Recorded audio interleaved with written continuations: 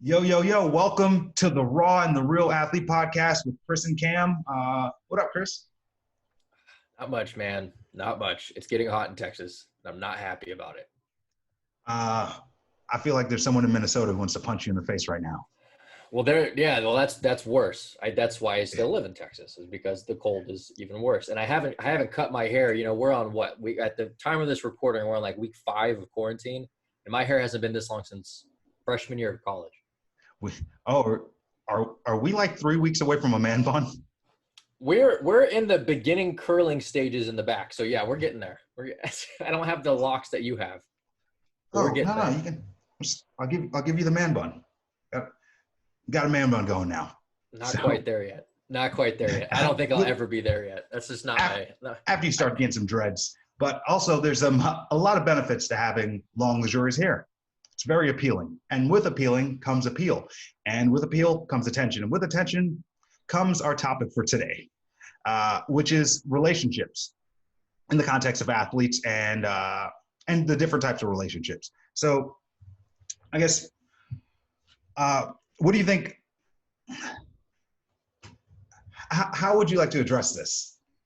Because as someone who I enjoy relationships, and as an athlete, I've experienced, I guess I've screwed up a lot, and I've learned that the appeal and all of that also comes with some negative consequences, at least relationship wise.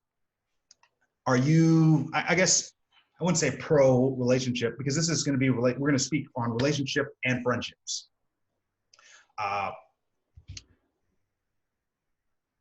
Because I was just going to jump straight. When you said relationship and we should do a podcast on relationships, I was going to jump in and speak about at least my experiences. But as I've gotten older, I've learned that relationships aren't just sexual. And even when it's dating, there's something that a partner can offer more than just sex.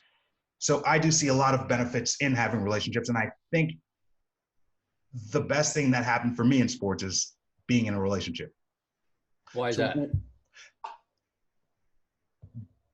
Because the way I did relationships was efficient in a way, but it was very distracting. So yeah, that's why I was asking why, because I feel like most people would say, especially coaches and parents who maybe the parent has a younger athlete or the coach has like a star athlete, I feel like they would tend to try to sway the kid away from relationships because it's a distraction. Oh, you said plural. Yeah, I said relationships. Yeah, it is plural. There's 3 types of relationships I talk to my clients about: self, others, and world. And others is always more than one person in a person's, family counts automatically. So inherently, you typically have more than one person in the family dynamic. So it's always plural.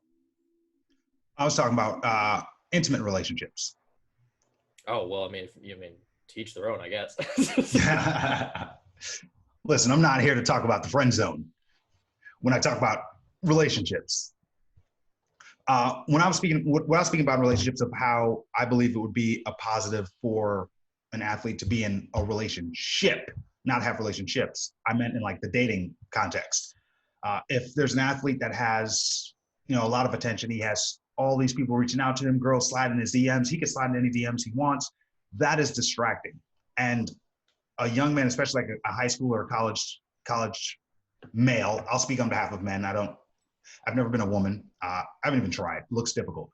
But as an 18-year-old boy, a young man with that, the sex drive and the testosterone pumping through an 18-year-old athlete, they're going to take as many opportunities to dive in as many short one-night relationships as possible. And of course, I call those relationships because dating is one of the most subjective terms in the English language. But when I speak about it, I mean actual like hooking up and stuff. Right. So the first question I wanted to bring up today, Cam, is what do you think is the typical path of relationships for athletes growing up? So are you saying you think the typical path of an athlete is that they will find themselves getting around the block, if you will? Yes. Of course, I got into boxing to lose weight, and that's actual reason, but it wasn't to lose weight so I can look at myself It was so other people could look at me, because when I was at the age of, senior in high school, I'm worried about prom dates. I'm worried about dating. I'm worried about sex. I want to be cool. Everyone is dating. Everyone's having sex. I want to be a part of the cool club. So that's what was my initial motivator to actually join boxing, to lose the weight. Then once I started winning, I started to see what that gets you. Yeah. And I didn't handle that well. So let's okay. No, well, first, no, actually, no. Let me do this first, and then we'll go to the not handle it well. Let's be real. Let's be raw. Okay, that's the point of this show and this podcast. Oh, actually, for athletes, going raw is not the right idea in terms of relationships. Okay. That's not what we mean. Yes. But go ahead. Yes, go that's raw. not what we mean. But we are going to be honest with you. So let's not bullshit it. Let's cut the crap. When you're in junior high and high school and college, so from a male's perspective, if you're the guy in your sport, you get laid. That's typically how it works. You're the guy who can access females and access sex and access very quick drive-by relationships easily, right? Yeah. So there's a tendency, the combination of, let me give it a little bit of context, just a little bit of context here. When we're growing up, this is coming from a clinical perspective. The adolescent years are, your identity during that time is predicated mostly, predominantly by comparing and contrasting yourself with those around you. As the athlete realizes, even if they're not like a Division I athlete, if you're just the guy or the girl at your school, even in a small school, large school, it doesn't matter. If you're the guy or the girl at that school, you are typically going to have access to certain things that other people in your school don't. I don't know about you, but prom kings are notorious for being football players where I come from. Yeah.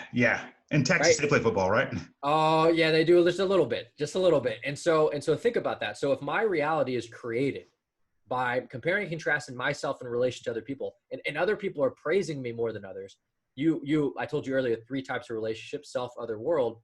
The praise that comes to me, the access to females that comes to me, the access to maybe some free shit that comes my way, the access to those things creates a relationship with self that can be one of high ego, that can become one of low effort, that can be one of poor creation and sustainability when it comes to relationships, because you don't have to work very hard for them. They come to you, but they come to you in a place where they are stemming from a lack of real interest. They're interested in what you're able to do, not interested in you as a person.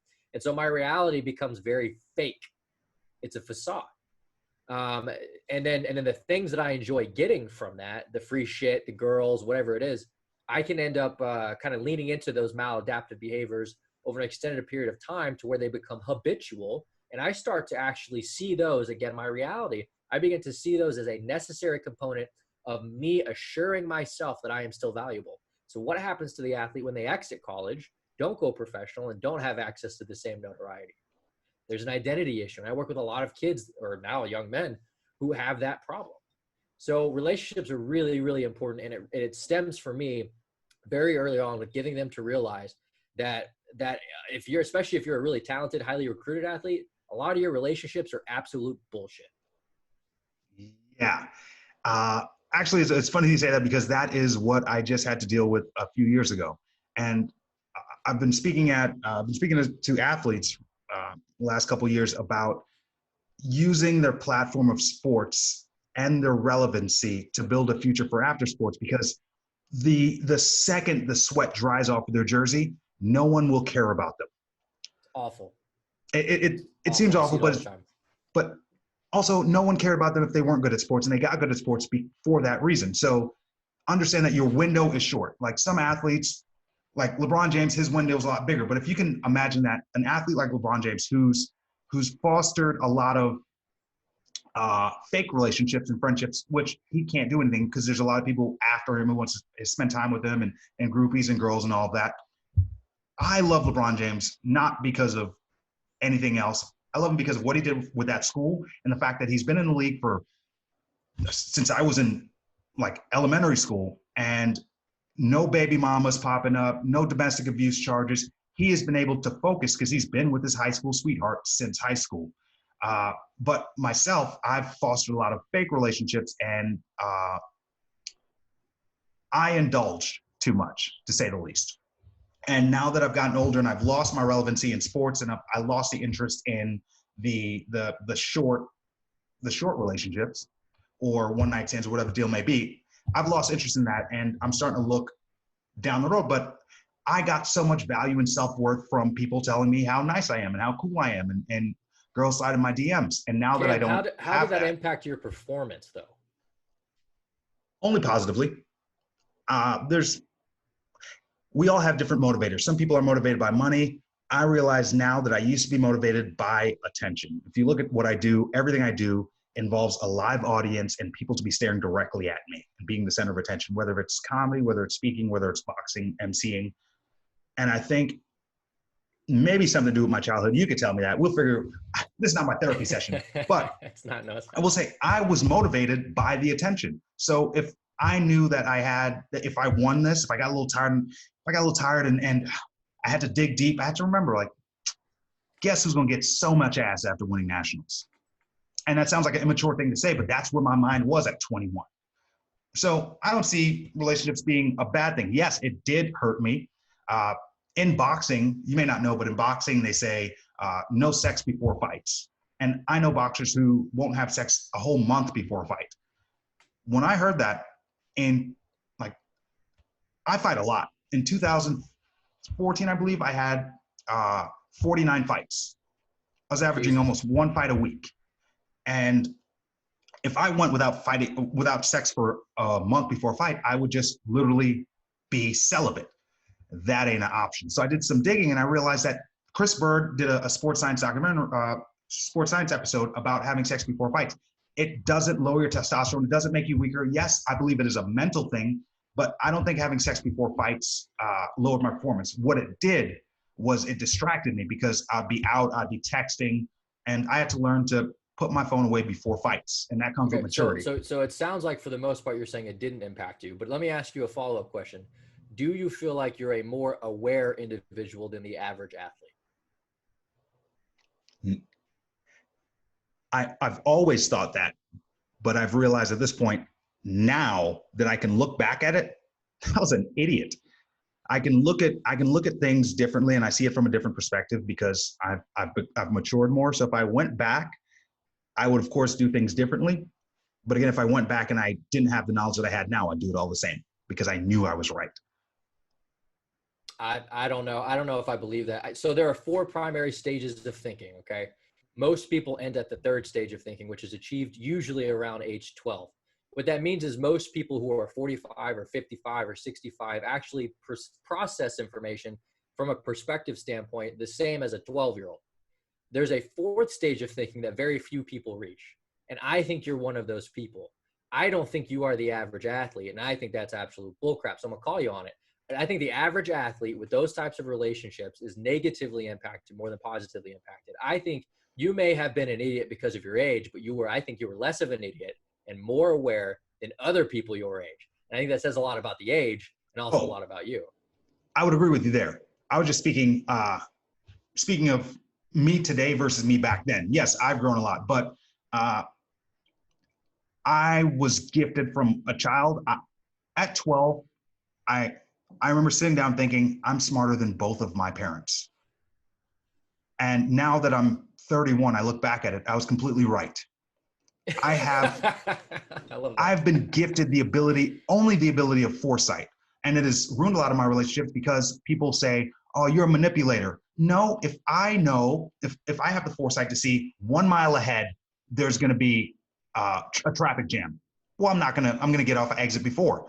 So people would say that I manipulate situations, but no, I have foresight, and that's a trait I'm going to use my benefit. Right. So a lot of athletes don't. 5 primary types of personality traits. We call this OCEAN, okay? OCEAN. Openness to experience, conscientiousness, extroversion, OCEA, agreeableness, and narcissism, okay? So run that back. OCEAN. Openness to experience, conscientiousness, extroversion, agreeableness, and narcissism. These are the 5 primary, and you have their counterpoints, right? So like I think I'm the N-word. Narcissistic? Which N-word? Yes. Yeah. So, but I also think, Cam, you're a high C. High conscientious people are the people who have a lot of forethought. They have a lot of planning. That doesn't mean that they can't be spontaneous, but they're the type of people who can say, if I do X, Y may happen. They stop and they think about those things. They're aware of how certain concepts in life play with each other and interact with each other. I think that you are abnormal. I think relationships for the most part, especially when we're circling back right now, we're on the topic of like sex-like relationships, transactional relationships, lack of intimacy relationships that often come from being an athlete. I think for the most part, those are very detrimental to the athlete. So I use RAMP, right? RAMP is a model I use that is predicated on the 6 days and 21 hours outside of the actual time of performance. Now I say 6 days, 21 hours, because if you're a football player, you play for 3 hours, but I know that's different depending on sport. The idea here though, is let's say you're jumping from relationship to relationship and you got one of these girls knocking up your cell phone or sliding in your DMs and just annoying the crap out of you. That is a distraction. Let's say I have a girlfriend, or I'm jumping from girlfriend to girlfriend as a serial monogamist, and my girlfriend breaks up with me on Friday and I have a game tomorrow. You think I'm going to be 100% focused on that game? Checking your relationships and making sure that they are ones that are beneficial for your more immediate and long-term goals is a must for the athlete. And I feel that most of the time athletes fall into this relationship hole of feed me all this bullshit and all this ego, feed me this sexual relationships, this excitement, feed me the parties and the notoriety, and they lose sight of what is actually helpful for the thing they're trying to accomplish. You're the norm, my friend. Or you're not the norm, I'm sorry, you're abnormal. Yeah, I'm the exception, but never let the exception drive the rule. I agree with you, but I would just feel like when coaches would have this talk with me, I remember looking at them like, I know what you're saying, but I'm different. And I bump heads with a lot of coaches because of that.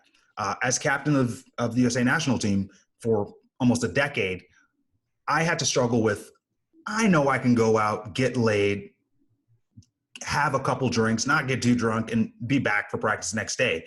I realized that I can do that, and I had the control and the maturity to do that, but I couldn't do it because if I was the leader of the team, I couldn't tell the other athletes not to. So the first few years I was on the team, I let all the athletes do that. And I realized I wasn't really helping. Then I realized I had to stop doing it in order to make the athletes stop doing it and force athletes to stay home and stop going out and chasing pussy on Friday and Saturday nights. Right. So I guess to me, that's more of an issue with coaching than you. If I have that's a team sport though. But I mean, no. If any coach, if you have any trainer, any coach, I feel like part of their job now I can't ask the head coach I refer a lot to football because there's a 53-man roster. It's just a lot of people. I never expect the head coach to know the personalities of all the people on the team. That's just way too much time. But the position coaches should, the strength and conditioning coaches should, individual trainers for individual sports like boxing, you should know the person you're training. You should know the personality. And you should shift the way that you coach the individual. Now, not the head coach. The head coach has to blanket a culture. They have to create a culture that they, at the top, can dispense across all the people on the team. But the individual coaches, their responsibility is to know that you're different. So I put the blame on the coach for that, not you. Yeah, and I wouldn't even say so much blame. It's leadership, and I'm not a fan of team sports, so that's why I got involved in boxing. The last thing I wanted to do was be the leader of a team, but I had to be captain because that was the only way I could make and enforce rules. And that way I didn't have to follow the rules. Now, let's not get too far away. To set the rules. Yeah, still on the board of directors for the USA Boxing Olympic team for that reason. But let's not get too far from the point here. Yep. I think in junior high, you're kind of speaking about before, junior high, those relationships are a little more insignificant. And those are like, you're getting an OTP. Like, no one's getting pregnant. There's not a lot of emotion involved. And OTP, over the pants. Okay, yeah. Well, you're educating me. Have you never been in the band room in middle school? No, man. Never in the band room. Okay. High school. I think when athletes start to get in high school, especially now today, we have I watched a video and shared it today. I can't remember the name of the kid. He had like the craziest handles in high school basketball. This dude has like a cult following, like ball his life, always posting his stuff. And he's like 16. The kid is nice, but he's about 5'8". So chances are he won't make it to the league, but definitely he'll probably make it to college. But when he has that type of access to that type of stardom at 16, if that goes away after 20, he's not going to know. He's going to spend years. He's going to break hearts in screwing over a lot of girls and finding out who he is. And for the first, between 20 and 26, I believe a lot of the females that he runs into is going to be the lessons that ends up making him the man he is when he does find the woman he keeps when he's like 32. I think you're giving people too much credit. There's two things I'm going to have to disagree on. The first is that junior high relationships don't matter. I think once you reach that third stage, which is around 12, which is around junior high, once you reach that third stage of thinking where most people end and most of your athletes are going to end, I think those relationships really start counting. I think you start conceptualizing what it means to have a relationship, your place within relationships, your place within the world, and you do that through the data you're consuming in real time at school with peers. So I think those relationships absolutely matter. The second thing I'm going to say is the heartbreaker example of the guy 20 to 26, and that's going to help him find the relationship. Bullcrap. I think most people become broken. Most people are afraid to access and seek growth and care. Maybe I'm the pessimist there, but I feel like most people do not attack in real time their problems. The problems fester, the problems multiply, and then they bleed into other areas of their life. I think if you allow the kid to go through that period of time thinking that life is just going to teach them, I think more often than not, you'll be disappointed. And I think that's why we have to get in early with the kids. I think that's why parenting is important. I think that's why coaches, their role is very important. Peers, their role is very important. And that's why I really do believe this. I push RAMP as a preventative care system, not just as something in real time, because I think your due diligence is to make sure that they have to hold themselves accountable, because otherwise the human will take the easy way out. They don't want to address their problems. They don't want to figure out why they were serial monogamists in their 20s unless you sort of force them to. Oh yeah, no. I don't mean he's going to learn lessons from all these girls. I mean, he's going to run through a bunch of hoes. And then when he gets to my age where I'm at, then he's like, oh, I don't want to do this anymore. And then he's going to start to reflect. And all of the girls that I kind of screwed over in my early 20s, I was like addicted to, I wasn't that bad. But I look back at those relationships now and I see how wrong I was during that time. And I use them as lessons moving on. But you're also high C. That's why you have to take the individual, right? So I have to go macro on it. You're a micro example. You're an individual. You're one out of 8 billion people on the planet. And so we can look at you and be like, yeah, you learned from your losses. You learned from your failures. You came out more mature. That's awesome. Good for Cam. But I don't think you're the average Cam. I just don't. So I think you're applying an individual instance, your personal experience, to a very broad population of millions of kids who I actually think aren't going to score as high. If I sat you down right now and did a personality inventory on you, I don't think they're going to score as high on C as you would. I don't think they're going to learn from that as naturally or seek those answers as you would naturally.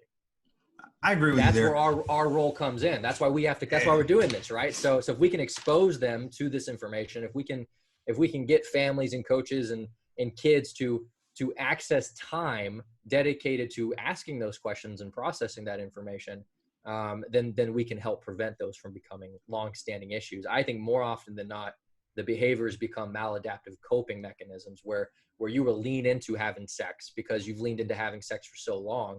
And then let's say you're the athlete that it no longer has access to chicks in college.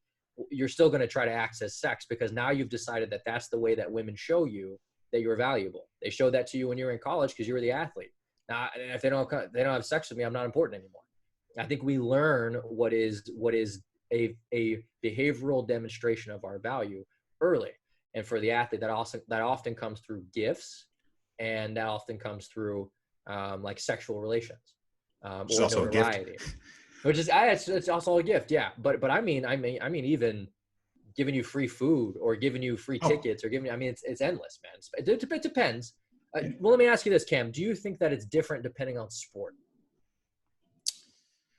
Yes, of course it's different. Actually, no. And when you say preventative care, I don't know. I don't think that's possible. I think you can guide a kid into the right direction, but once you're 11, 12 years old, you're going to start taking extra long showers and still smell like shit. The only difference between these athletes and the normal kids their age is they have access to it. I mean, me, a chubby kid at 13 that I didn't have, my relationships weren't real. Why? Because I didn't matter. So in the aspect of middle school world, like middle school is a world for me when I'm 13, all those middle school people, that's their world. It seems weird, but that's their little society. I wasn't important in that society. My relationships didn't really have much value. I guess if we're talking about an all-star athlete at that age, yeah, I guess so. I'll agree with you on that. But which part? That sport's different, that it matters, that relationship? That it matters because people are more invested into the athletes. I guess athletes have that self-importance earlier on in life. That's why I feel like there's a big difference between, say, football, right? We know this is not a opinion.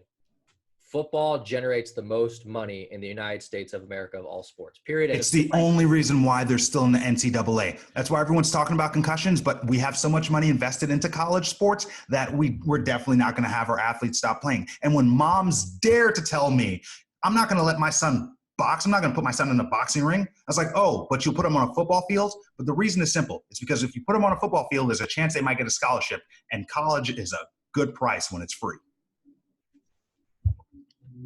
Right. So you don't think that changes the relationship between, okay, so you have self, others, world. If I play a sport that has more notoriety, that gets me a scholarship, I'm going to feel better about myself than if I play a sport that doesn't. I'm going to have better well, not better. It's going to be artificially better relationship. Higher quality. Family. The family's going to look at me more favorably if I get a scholarship for football than if I get a scholarship for badminton or something, yeah. Right? Because oh, my son goes to X school or my daughter goes to X school for football, basketball, maybe baseball, but we know football and basketball are dominant when it comes to finances, dominant when it comes to notoriety, sponsorships, marketing, everything. So I really do think the sport matters because the king of high school and the king of college is football. And if you're on the football team, I think that really does increase the likelihood that you're going to have issues relationally. I agree. So maybe you can answer me this question, and maybe you know the answer, maybe you don't.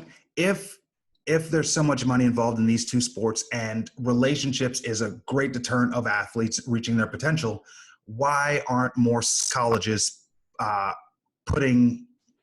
making these athletes take relationship courses, see therapy, and deal with mental health and relationships? Cam, if I could answer that question for you, I'd be rich. Cam, I don't know. I have reached out to, I'm not going to name names just out of respect for the Man, fuck them schools. Name names. No, I'm not gonna name names. I respect it. Maybe a different time. I'm not gonna name names, but I have reached out to many high schools and colleges, mostly Texas, but also some surrounding states. And I'm gonna tell you that there's a lot of talking. There's a lot of this. Yeah, Chris, I've hopped on phone calls with ADs. I've hopped on Zoom calls with ADs. I've hopped on calls with heads of health and wellness departments for universities. I've hopped on phones with head coaches at the high school level. And it's pretty much, it's always the same song and dance, Cam, which is, yeah, no, this sounds great. This sounds really great. We'll get back to you. I can tell you why. Let me tell you why. Because the athletes are there for 2, 3, maybe 4 years, right? They're athletes they actually care about. I'm thinking basketball, but football longer, I guess, full 4 years. Those athletes aren't going to drive themselves into the ground and have a downward spiral and drop out of college in those 4 years. They have enough, but it's their future after college. And you know what? Colleges don't give a fuck about the athletes. They only give a fuck about the money. So after the athletes graduated, they don't care. As long as they're in the alumni program and actually give some money back to the college, they'll actually care about them. I hate to say that I agree with you, but I agree with you. And it makes me so angry, Cam. It really does. It makes me so angry. I had a call earlier today.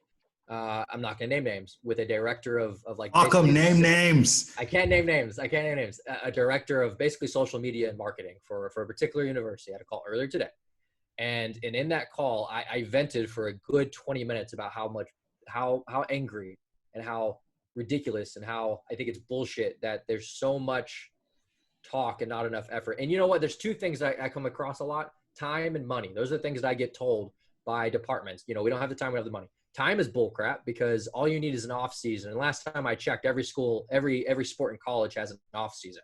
Now, boxing is a little different. Fighting sports are a little bit different, but the sports that are in college, they have off seasons.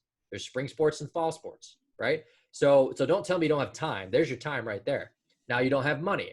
Don't tell me you don't have money. First of all, you cannot tell me you have money. First of all, you can have somebody full time and it still won't break the bank. Easy to have somebody full time, to pay somebody a livable wage between $50,000 and $100,000 to do my job. Easy, that's no problem. But let's say that's too much for you. Okay, let's say that's too much money for you for some reason. Smaller school. Can't afford it. Let's give a benefit of doubt. Have me come in and coach for a 6-week period. Come in one day per week for a 6-week period, or we can cram it into a shorter time frame and I teach you ramp, and then you with your team use ramp, and then bye-bye, and you run ramp in-house without them. It's a one-time fee per year. You move on. Do not tell me you don't have the money. Do not tell me you don't have the time. Cam, I literally have this conversation all the time. It pisses me off. Yeah, well, it's good to know that the athlete that colleges don't give a shit about their athletes, but they can pretend like they do. If they did, there would be a lot more talk about CTE, but that's for another episode. We're talking about relationships right now. Now, the next level of relationships, college. Now, after that high school kid who's been getting all that attention, if he did have a girlfriend, he's going to have to leave her because she's probably not going to be able to go to the college that he gets to go to. I do see an issue now if he's heartbroken over a long distance relationship and he has a big game tomorrow and Saturday, so he has to rest Friday night, and he checks his Instagram story and sees his girl twerking in a VIP section in a club. So I do see how that will bother. Yeah, she's got an OnlyFans account. You know what? It's hard out here, okay? She's paying for the college. She's got to pay for her college. Yeah. Yeah, he got a scholarship. She got to pop that pussy on a handstand. Wrong. Okay. Wrong. No, really so you want to know a fun fact, Cam? Did you know, statistically speaking, you're less likely to have a successful high school sweetheart, long-term marriage? You're less likely to do that than you are to go pro in a sport.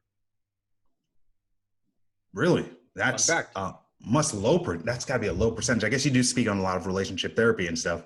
It's point something. Yeah, it's really, really, really low.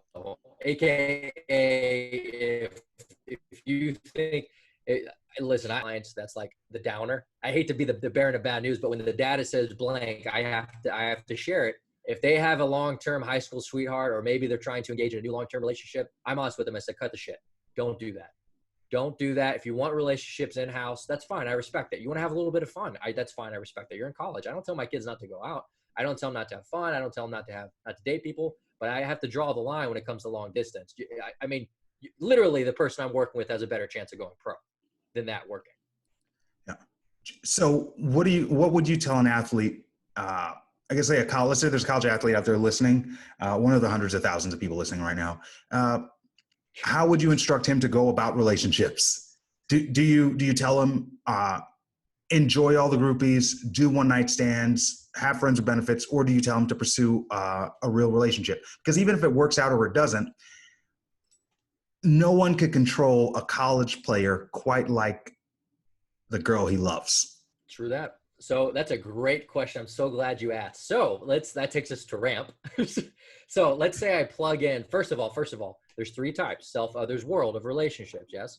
If we can shore up self and world first, and I feel good about my client's ability to speak to those, understand those, and process and unpack and solidify, then I feel more comfortable opening up others when it comes to intimate relationship. Now, let's say we've opened up others and they started to do that. We plug in the relationship into the ramp model. Is the relationship impacting your autonomy? Is it impacting your mastery? Is it impacting your purpose? And if you plug in that relationship, and at that point, since you've added the relationship, since the time you've added it, it's messing with those other components, you cut it. So that's how ramp is a real-time, easy way to say, okay, I've added this new girlfriend. Is that impacting my autonomy? Is it impacting my mastery? Is it impacting my purpose? And if it is, then you either have to fix the pillar of the model that is wrong, that has been impacted. You sit down with that person and you say, hey, this is really impacting my ability to master my craft. When I'm at practice at 5 a.m. in the morning, I'm too busy worrying about you being mad at me. we have to solve whatever problems we have going on so that I can focus during practice. So then if you solve that, then M opens up again, right? So it depends. If you can give me self and world, and that's healthy, the door. Once the door is open and someone enters it, we plug it into the model and say, okay, is it negatively or positively impacting it? And if it's not negatively impacting it, I have no problem. I think you have a big problem, because what you're doing is you're going against every movie about love that ever exists. Follow your heart. I know there's data. God. This is stupid. I know, but follow your heart. Yeah. Is that not the advice you would give? Hell no. That's not the advice I would give. There's a thing called the love triangle. And first of all, love at first sight, bullshit. Statistics show that men actually record falling in love faster than women. So that's the misconception. But there's actually no data to support this idea that those who instantly fall in love or love at first sight have more success than those who don't. In fact, I'd argue, now there's not specific data that I have found that says this, but I would argue, based on the data that's like correlational to it, that the idea of falling in love and leaning on that actually has worse outcomes for successful relationships. I do that because of the data from the love triangle, which is intimacy, passion, and commitment. I'm not going to dive too far into it, but when you build a relationship off of passion in that triangle, passion, intimacy, commitment, when you build it off of passion, the likelihood of your success goes down. What we have found with relationships over an extended period of time, longitudinal studies, is that passion always decreases. And successful relationship, it plateaus, doesn't die, but it always decreases and plateaus. So if I build my relationship off of something that is destined to fall down like a stock, I'm losing money. I'm inherently losing money. And that has to be replaced by intimacy and commitment going up. So if I build a relationship off of passion, I am doomed, and passion alone, I am doomed to fail. I really believe Yeah, that. especially when you're on the road, traveling a bunch, got away games, and getting ass thrown at you. It's going to be hard to stay committed, especially when you're a 19-year-old. Of course. And then let's say you make it big. Oh, forget it. Forget it. Yeah, that's a problem that I haven't figured out yet, because I haven't fallen into the issue of being a multimillionaire and having that many women after me. But I do, I see the guys like, of course, Tiger Woods, who a relationship ruined his career and somehow he's back. That was like a 20-year story. But then I see guys who are in relationships, again, like LeBron James, who you don't see a lot of negative stuff about him because his high school sweetheart, he's a statistic anomaly. Steph Curry's another example. Who else? I guess John Legend. I guess when they have an active role in their partner's life. I wish, actually, our next time we speak about relationships, we should have a female join the call. We need a female perspective for sure, because we've done a lot of talking about Mel. We need a female's perspective. Now, to kind of wrap this up, I'll ask one last question, because we spoke about junior high, we spoke about high school, we spoke about college, but now for professional athletes. Let's say you have a single guy, he's in the NBA, he's making great money, he's traveling a lot. I think things has changed the way athletes have to go about doing things. I think there should be, I think we should equip athletes with digital NDAs for their partners to sign. And because the NDA will also show consent, or maybe a consent form, because a lot of athletes are either misled or too stupid to read signs. So I think that we should start coaching our athletes on ways to date and court, because when you have ass just being thrown at you for the last 15 years of your life. You're like my magic genie, giving all my wishes theoretically. I wish, you know how much I would give to be that voice in the background for a professional athlete, to make sure that they don't ruin their chance to take advantage of what God has blessed them with. Yeah. And even if you don't believe in God, forget it. The anomaly that you've been blessed with. Yeah, whatever you believe in. Yeah. Whatever you believe in, doesn't matter. What matters is that I see this human being who has the opportunity to utilize a platform for good, both personally and interpersonally, with themselves and everybody around them. And I would give anything to be that person. But again, they just don't. That'd be a weird job. What's your job? I just hand out condoms. Yo, LeBron, wrap that shit up, bro. Kobe. Curry. Yeah, Curry. I guess that'll be a new one. I gotta do it from downtown. Yeah, actually, that's where the hotels usually are. But I digress. No, I mean, listen. So like, especially for my now, most of the people I work. Let's get real here, okay? So I don't actually currently, and not have I ever worked with a professional athlete during professional play. I've worked with athletes post-professional play. I worked with a quarterback who played for the Redskins. Well, he played for a couple teams, but was drafted by the Redskins. Played for 10 years in the league. You know, I've worked with some people who have played in certain leagues, but not during play. And oftentimes I see this identity crisis. And the identity crisis comes in large part because, like I told you, starting very early in life, these athletes for an extended period of time, if they have professional careers, because now what is a 22-year journey from zero to journey, if they have a professional career, now you have this extenuating circumstance, this cycle that has existed for 3.5 decades, where they have utilized value, the interpersonal relationships in their life, to create value, and now it's gone. And they, I think that's why a lot of athletes try to go into media, because they get so used to the attention, they get so used to being support. If they don't have that, the identity strikes them really, really, really hard. And I've seen that with my guys and my girls. Yeah, I see that happen with a lot of athletes who start to get into drugs or drinking. I do like when I see athletes like Tim Tebow signed a ridiculous deal to do commentating. I like when athletes are doing commentating. And I know we're not on this topic, but I'm sick of really old dudes who never look like they've ever played a sport or been in a locker room speaking about sports. I like that athletes who've actually done it and can respect the game and have insight of inside the game are actually now commentating on the game. Rant over. I mean, I sort of agree. What I am going to say is I think Tony Romo is the best sports football sports broadcaster there is, and he played the game. So no. That's what I'm saying. No. Jason Witten, on the other hand, was trash. Booger McFarland, booger. I'm talking about the athletes who the commentators who never played sports. Like, I don't want to listen to them. Actually, what I would like. What if they coached, Cam? Yeah. If they coached, yeah. Okay. Yeah, I think that's if fair. They coach. I'm okay with it. And I don't know about football as much, but I know in boxing we have a lot of commentators who've probably never put on a pair of gloves. So, that'll be for a whole nother. That might be another topic. That might be our next topic, because I got a lot on my chest about that one. Oh man. Question though, you said you said the 3 types of relationships. For sure. Yeah, you said the 3 types of relationships are self, others, and world. Self, others, world.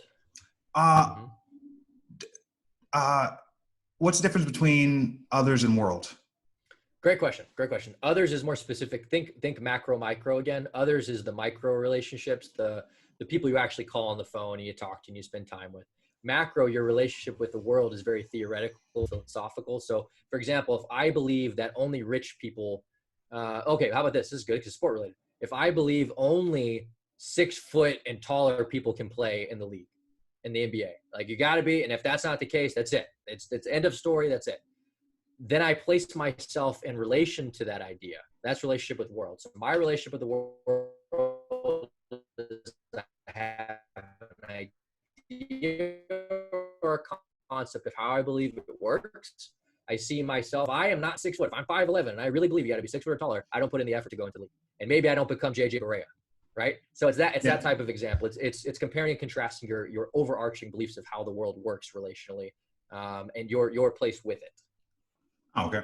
Dope. We're not gonna let this one go too long because we'll get sidetracked into something else. But this is a good overview of relationships. Is there something you want the listeners to take away? What I want them to take away is that relationships aren't jokes. Here's the problem I have with people. The most obvious things in life are the things we don't do. Drinking water, sleeping, eating 6 times a day, snacks, eating 3 big meals. If you're not eating breakfast, depending on what your circumstances, there are some very basic things that you should always do. Relationships are one of those basic things that is taken for granted. It's something that we just kind of expect to fall into our lap. To fall into our lap. There's that one person. Bullshit. What I want you to take away from this is that it's work, and you have to focus your energy on relationships to make them successful. you're not going to fall into a successful relationship with self, others, or world unless you attack it the same way you attack the weight room. It has to matter to you in the exact same way. That's the takeaway. And I will add to that, if you will go to the weight room to get stronger, to get better, I believe you should go to a therapist to also get mentally stronger and mentally better. I'm obviously biased because I do mental training and therapy, and I'm obviously biased, but I think you can look at a lot of the successful people, and we'll break this down more another time. And I bet you they're doing ramp without even knowing it. It's the people who don't have the information. A wise man once said to me, people aren't bad. They're just ignorant. If we can give people information, if we can get helpful, useful information to them that can access a certain part of their life and their potential, they can use it. They can use it and they'll be successful. They just don't know it exists yet. So I think a lot of the successful people have figured it out without figuring it out. I think the big part there is if they knew it existed, because we all have the internet, we all have access to all the technologies, but a lot of us don't know what we're looking for. And I think podcasts like this and people like you are the reason to help a lot of people who kind of need that coaching advice outside of the sport, more of a relationship and kind of dealing with internal conflicts, family conflicts, and relationships. But to wrap this up, we kept it raw, we kept it real. Hopefully you don't keep it too raw in this conversation, and wrap it up. Yes, we're going to wrap it up, and you be sure to wrap it up as well. But as always, listen, we need support. Please, if you're listening to this, like it, share it. If you're watching this, like it, share it, subscribe. All the support. It's not rocket science, guys and gals. It's not. Platform gives us the opportunity to get that information out to the people who may need it. So we need your help. It's a doctorate. It's not science. All right, guys. All right. Later, man. Bye.